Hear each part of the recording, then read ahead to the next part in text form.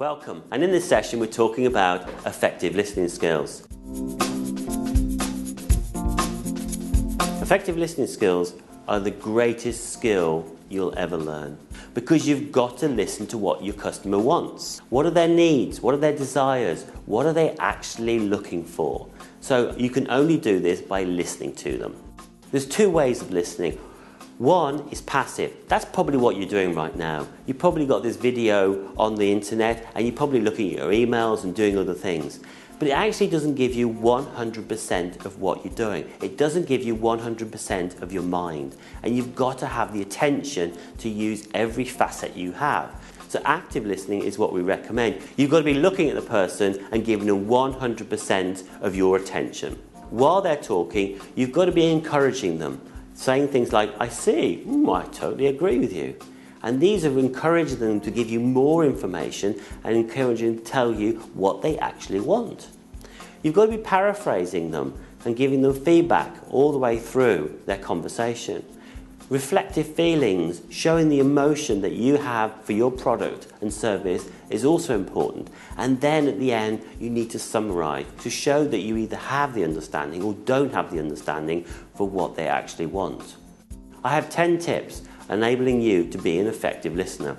Tip number 1 is face the speaker. By doing that, you can look at their lips, you can look at their eyes, you can see what they're saying. Tip number 2, maintain eye contact. There's a lot of things you can find out by looking at somebody in their eyes, so maintain that contact throughout. They'll also know that you're interested and paying attention. Tip number 3, minimize external distractions.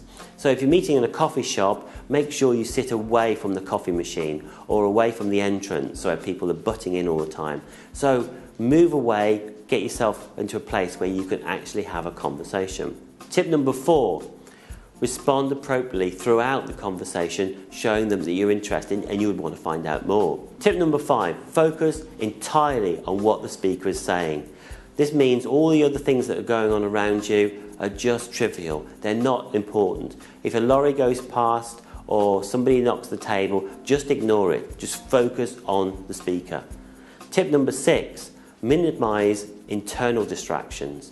This is all about what did you have for breakfast, how are you getting home, what are you doing this evening. All these things are trivial, they're not part of the now, so therefore just ignore them. Tip number 7 is all about body language.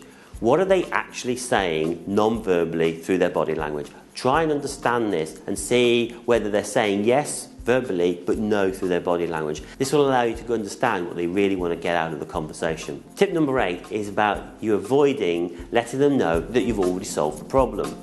This is because you need to work with them, you need to build a relationship with them, and this relationship building is all about being equals, about moving forward together. So avoid saying, oh, we've already sorted this out, because it just belittles them and it doesn't allow you to build a stronger relationship. Tip number 9 is all about complaints. They're going to come back to you and they're going to say this, they're going to say that. You've got to let them have their say.